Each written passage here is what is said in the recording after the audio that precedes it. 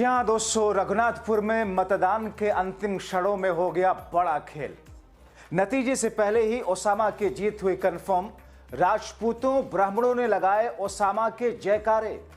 स्वागत है आप सभी का। आप देख रहे हैं द राजनीति का विशेष सेगमेंट खबर और विश्लेषण। मैं हूं जबार खान। दोस्तों, गजब हो गया। पूरी बीजेपी बौखलाई हुई नाच रही है। पूरा एनडीए कुनबा हताश और परेशान दिखाई दे रहा है। मोदी, नीतीश, शाह, योगी हर कोई मायूस दिख रहे हैं और इसके पीछे कारण है बिहार में बम्पर वोटिंग और अंतिम क्षणों में कैसे बिहार का पूरा चुनाव पलटा। हार की हताशा ही ऐसी होती है दोस्तों। मगर ताज्जुब यह है कि वो योगी, शाह, हेमंता बिस्व शर्मा और खुद मोदी ओसामा को ओसामा बिन लादेन बता करके कट्टा कट्टा चिल्लाकर हिंदू वोटरों को, खासकर ब्राह्मणों को डरा धमका कर अपनी तरफ खींचने का प्रयास कर रहे थे।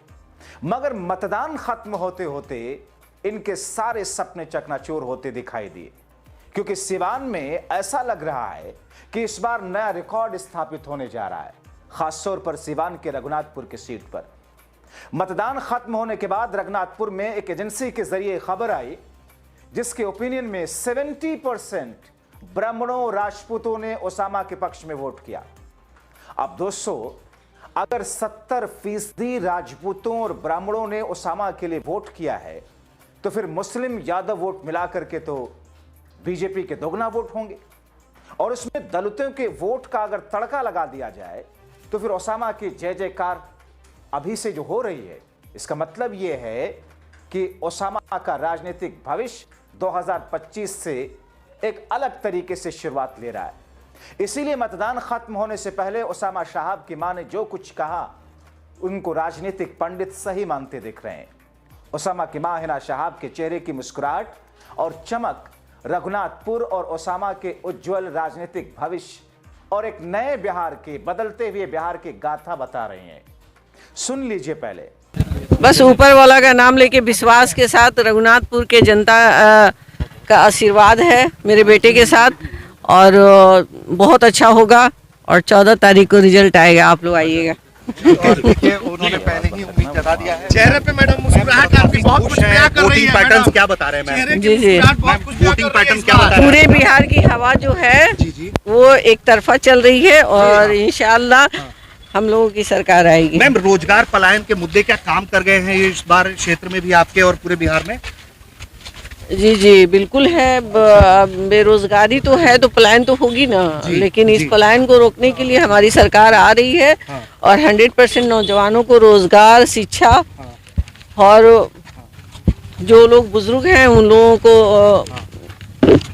स्वास्थ्य की बढ़िया से बढ़िया सेवाएं मिलेंगी और उन लोगों को जो पेंशन है वो बढ़ा दिया जाएगा। वो उन लोगों को महीने में 2500 रुपये आएंगे और महिलाओं को भी आएंगे और ये सब जो और उद्योग धंधे भी लगेंगे और बहुत सारी योजनाएं हैं, हम लोग सब दिखाएंगे करके।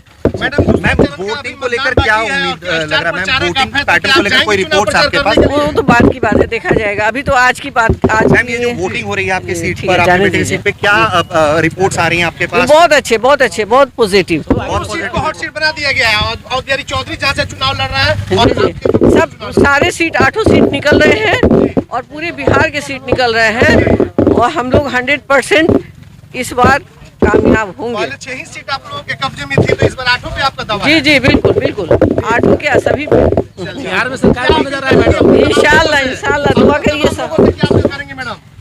सभी से मैं यही अपील करूंगी कि वो लोग वोटिंग करें और बिल्कुल रूल रेगुलेशन में रहकर वोटिंग करें और कहीं भी कोई भी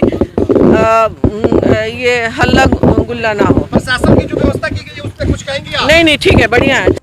दोस्तों, दरअसल आपने देखा इनके चेहरे की चमक और इनकी बातें, मगर 20 वर्षों का रिकॉर्ड बिहार की जनता ने तोड़ दिया है। नए बिहार के लिए 5 बजे तक ही 60.5% वोटिंग प्रतिशत का आना नए बिहार की कहानी का ट्रेलर दिखा रहा, जबकि अभी चुनाव आयोग को अंतिम वोटिंग परसेंटेज का अपडेट देना बाकी है। माना जा रहा है कि यह 60% से बढ़कर के 63 से 64% तक पहुंचेगा। राजनीतिक पंडित जिन्होंने 3-4 दशकों से बिहार की सियासत को बारीकी से कवर किया है, उनकी नजर में पहले चरण में तो एनडीए का सुपड़ा साफ होता हुआ दिख रहा है और यही कारण है कि दोपहर होते होते मतदान के वक्त मोदी शाह नीतीश के प्रत्याशी हताश, परेशान, बौखलाए दिखे।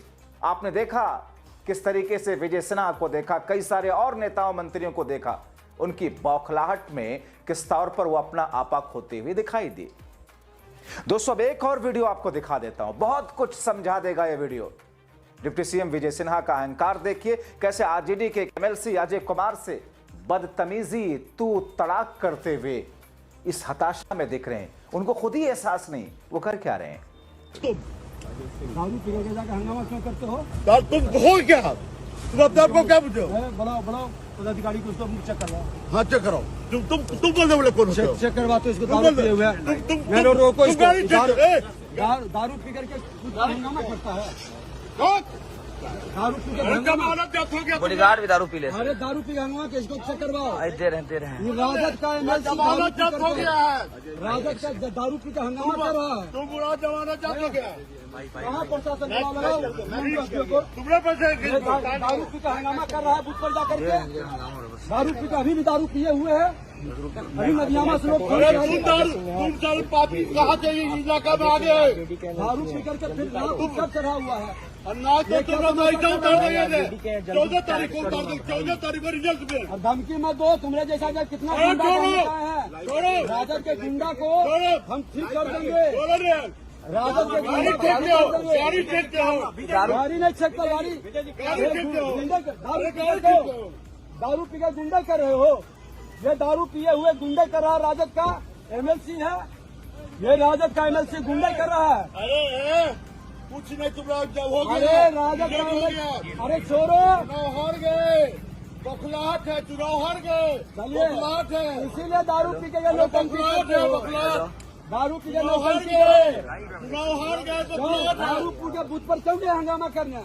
अरे तुम्हारा गुंडा कब्जा कर रहा था जो लाखों रुपया बटे। सबसे बड़ा गुंडा तो तुम हो कि गुंडा करते हो जाके दारू पी के। कब्जा करना चाह रहा था, नहीं होने दिए। कब्जा होने नहीं दिए। दारू पी कर दारू पी के जाने का अरे उचित नहीं है। कि इनके गुंडा कब्जा करना चाहते थे। गुंडा तो तुम आप लोग। ये सरकारी देख लीजिए कितना जबला लेके चल रहे हैं। इनको राइट है जबला लेके चलने का। आपको राइट है जो बूथ पर जाकर गुंडा करिए। अभी नदियामा में घेरे हुए लोग हैं। नदियामा में कैसे घेर लेता आपको? नदियामा में कुल गाँव वाला घेर लेता। अभी हमको बुलाया है। अरे भाई आप देख लिए कि कौन गुंडे कर रहा है। गाड़ी फेंक के हमारा गाड़ी को रोका है। गुंडे करते दारू पी करके। इनका जांच करवाइए। तुम कौन होता है? जांच होगा। आपका जांच होगा। जांच का शासन करेगा रे। जांच से ही मांग कर रहे हैं। दारू पी करके मांग करो। शराबबंदी है और दारू पी करके गुंडे कर रहा है बूथ पर जाकर के। मांग करो। देखिए गुंडे का देखिए दारू पी कर महक रहा है। मुंह दग दग मुख महक रहा है। अरे लगाने दीजिए ना। इनका काम है दिन भर झूठे बोलना। दग दग मुख महक रहा है दारू पिए हुए। देखिए दारू पी के दग दग मुख महक रखा है।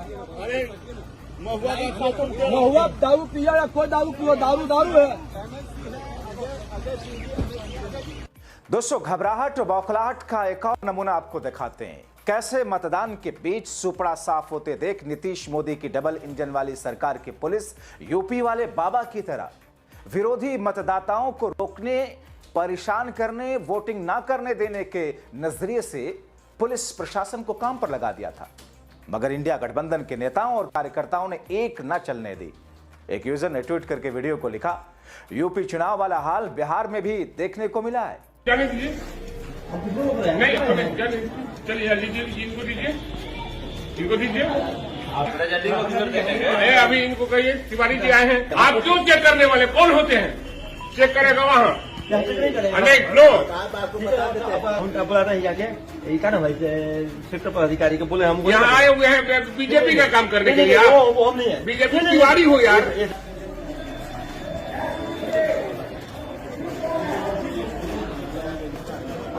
पर्ची चेक करने वाले